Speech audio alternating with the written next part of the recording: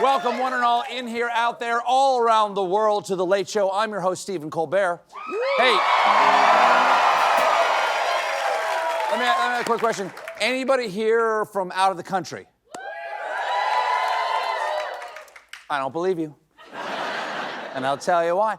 Because last month, visits to the U.S. from overseas fell 11.6%. And in Las Vegas alone, the international tourism decline is expected to mean an $18 million drop in room revenue. $18 million, which I believe is 2 mini-fridge Toblerones. And because this, people from overseas are frightened to come here, okay?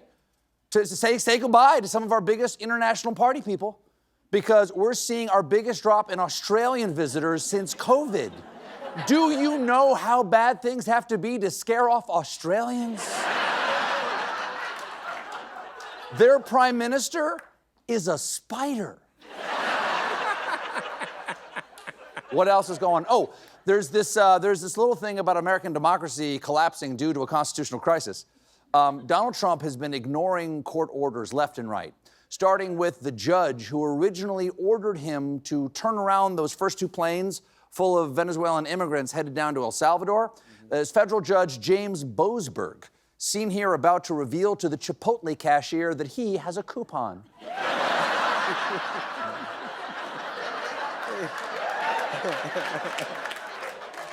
The administration pretended they did not hear the judge's order, and since then have been stonewalling the judge ever since. So today, Boasberg found probable cause to hold the Trump administration in criminal contempt. How about that? That's been a while. That's been a while. Well, Judge Boasberger, I probably hold you in contempt. Case dismissed. Judge Judy over. Run commercial for NutriBullet.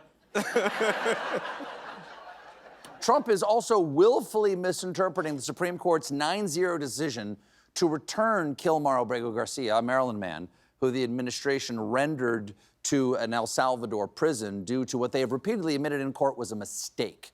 The SCOTUS order directed the White House to facilitate Garcia's release. In response, the administration said they would only do that should El Salvador want to return Abrego Garcia. I mean, what can we do? America is a gentle, passive giant that would never put pressure on a sovereign nation. Now then, Denmark, suck on these tariffs and gimme Greenland. Now, none of this has gone down well with the judge who first ordered Trump to bring Garcia home. District Court Judge and Mr. Spock's realtor, Paula Sinis. Number one realtor on Vulcan.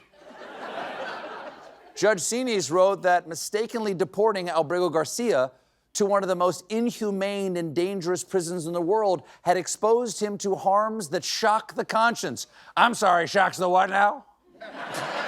Oh, the little voice in my head? I strangled that sucker a long time ago. It screamed, it's wrong to kill me, but once it was gone, I'm telling you, nothing was ever wrong again. Last week, Sinis ordered Trump's henchmen to provide her with daily updates on what they have done so far to return Abrego Garcia, and they have provided nothing. So yesterday, in court, she said, we're going to move. There will be no tolerance for gamesmanship or grandstanding. There are no business hours while we do this. Cancel vacations, cancel other appointments.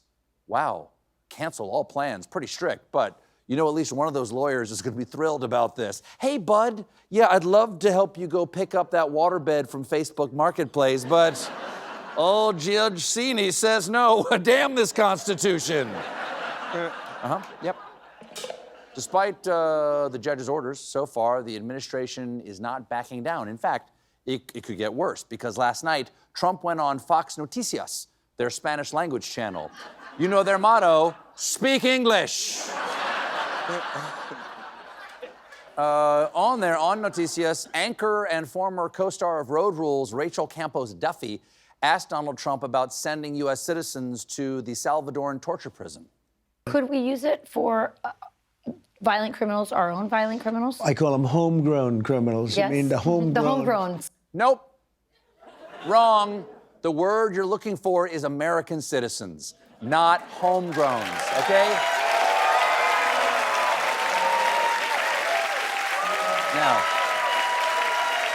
No. Homegrowns is what your cousin calls the crappy weed he's trying to sell you that he grew in his closet, even though it's legal now, Kyle. Trump went on to define the term. The ones that grew up and something went wrong and they hit people over the head with a baseball bat. Is that the worst crime he can think of? Did Donald Trump grow up on the mean streets of Looney Tunes?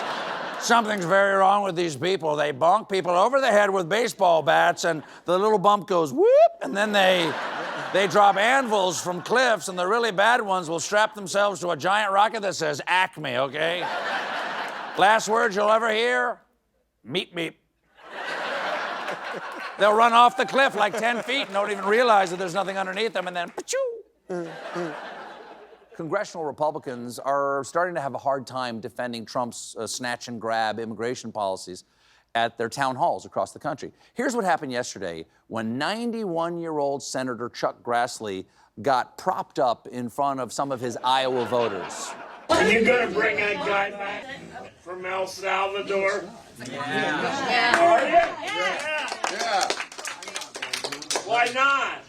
Well, because that's not a power of Congress. Supreme Court said to bring him back. If I get an order to pay a ticket for $1,200 and I just say no, does that stand up? Because he's got an order from the Supreme Court and he's just said no. Yeah. He just said, screw it. I'll be able to answer your question. You ignored my letter.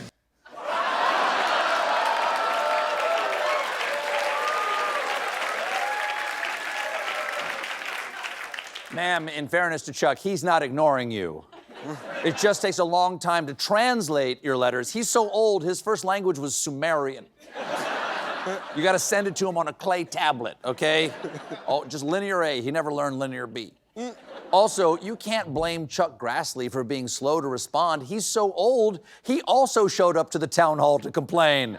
Excuse me, someone pooped in Chuck Grassley's pants.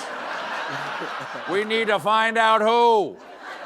It's getting cold. But when Grassley finally piped up, he didn't. El Salvador is an independent country. The president Speak up, please. We can't hear you. Well, that's because when people are very confident that they're doing and saying the right thing, they always use their very softest voice. Reminds me of that famous scene in A Few Good Men. I want the truth! You can't handle the truth. That's good. Good movie. That's good. You forget how good that Jack is always good. One take. It's one take. Things got really spicy when Grassley tried to claim that the issue is out of our government's hands. The president of that country is not subject to our U.S. Supreme Court.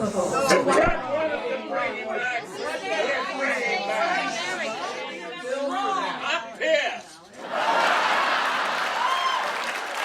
Oh, fantastic.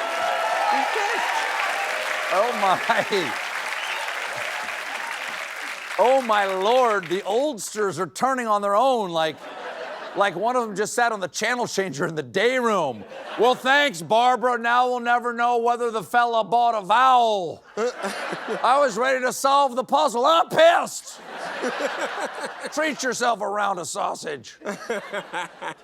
Voters are about to have even more to get mad about because we just learned that Trump is planning to cut federal funding for NPR and PBS. But they can't cut it anymore. They're already operating on a shoestring budget. Daniel Tiger can't even afford to wear pants. The White House says PBS funding does not align with the Trump administration's priorities, including a PBS program from 2022 about a transgender woman who comes out to members of their bowling league in Ohio. Okay, well, I get that, because America can't be allowed to find out that trans people bowl, because then other trans bowlers might bowl as well, and And if the bowling alleys allow, the pins are women, the pins clearly are women, and the balls are boys. If you use 2 balls, and then where do your fingers go? I'm not sure what that. And the bowling shoe spray turns my feet into women. I don't. What would the problem be? I don't. Trump might get these cuts soon, because all the administration needs is simple majorities in both the House and the Senate. And with the administration calling the shots, it could mean changes to public programming. So NPR fans, get ready for fresh air to become. And PBS fans can look forward to Sesame Street. Bert and Ernie have wives now. We got a great show for you tonight, as always.